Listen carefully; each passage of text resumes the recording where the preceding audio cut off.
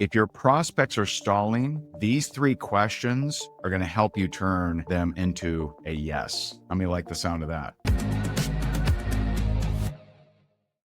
If you have prospects that you're like, I feel like they're close, but I don't know what to do. These 3 questions, and I'm even going to tell you a secret up front. I'm going to give you 4. I'm going to give you 4 closing questions so that you are just rocking and rolling. First up, now this would come at a certain position. For those of you who've studied my 4P method, you know that one of the 4 Ps is position. And position is, what is the location of the prospect? Now, first of all, let's just step back a second, okay? You should not be asking closing questions to people who have no idea what it is that you're selling and no idea what it's all about. We need to close in position. We need to get them to a position prior to asking them closing questions. This is not a training on prospecting. We have plenty of that on my YouTube channel. Today is about closing. You should not be closing out of position. If you haven't prospected, if you haven't followed up, if you haven't, talked to someone and gotten them to be exposed to what it is that you're selling, then you're not ready for closing questions. So don't be too eager. If we're at closing questions, this assumes that the prospect is at least somewhat aware of what you're selling. Now we can enter into closing questions. Closing question number 1. What were you hoping to see? I'm just curious. What were you hoping to see? You watched the video. What were you hoping to see? This is perfect if you have a prospect who watches your video or hears your pitch. You've exposed someone to a video about your product opportunity or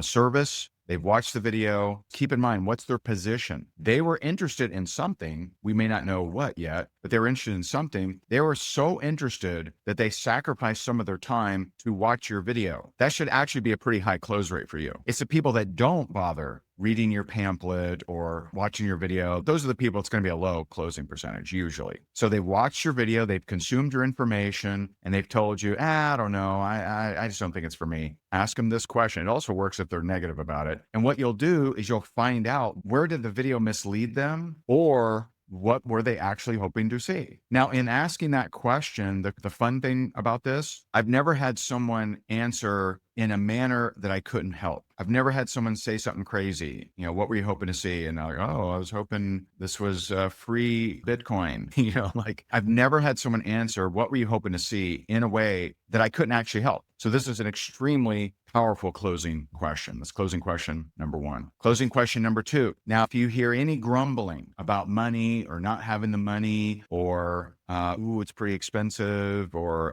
times are kind of tight, you can ask them this question. Hey, if you did have the money, would you move forward? Because some of you are trying to troubleshoot a money objection that actually isn't real. They actually don't like it, or they don't think it's for them, or they think it's stupid, or they think it doesn't work, or they just don't believe in you or it or whatever. But you think, because they said, I'm a little tight on money. Well, ask them the question, well, hey, if you did have the money, would you move forward? And they'll either say, you know what? Nah, I really don't like it that does this. And that gives you the accurate objection to try to talk about. Question number 4 is going to help you with overcoming all objections. And yes, I know this is titled 3 closing questions. I'm giving you a bonus question, right? It's free 90 free. If you did have the money, would you move forward? See, I want to know. I want to know, are they truly interested in this thing? Or is that just a smoke screen? Are they just saying something about the money and that's not actually the case at all? You want to know that. 3, this is extremely powerful. So this question right here, it will force them to challenge themselves,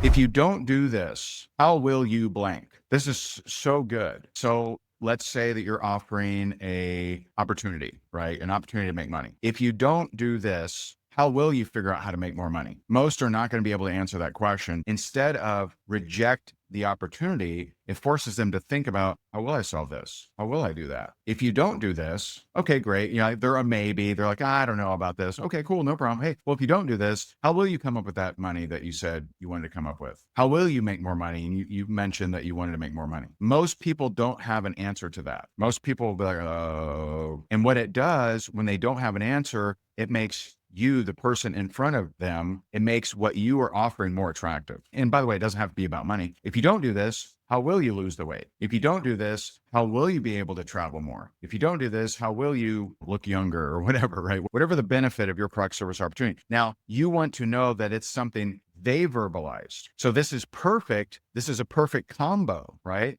This is like a left-right combo right here. What were you hoping to see? I was hoping to see a way for me to make extra money on social media. Okay, well, if you don't do this, how will you make extra money on social media? See how that goes together? Just a perfect little union there. They don't know how to answer that, most people. So let's just do a quick recap for the three closing questions before I get to the bonus fourth one. The fourth one's going to change how you view closing and everything that you do. I know I'm building it up, right? The bonus question. So question number one, what were you hoping to see? This is after someone has consumed your information or watched a video. Number two, well, if there's a money objection, if you did have the money, would you move forward? This helps you uncover what's the real reason they're not moving forward. Number three, well, if you don't do this, how will you blank? How will you make extra money? How will you improve your return on investment? How will you invest your money? Whatever they have voiced that they're trying to solve. Here's the bonus question. When will you do something about that? This is what transforms you as a closer, okay? Most people who are not very good at closing, they're just answering the objection. They're just an answerer, okay? The best closers are those who are consistently challenging the identity of the prospect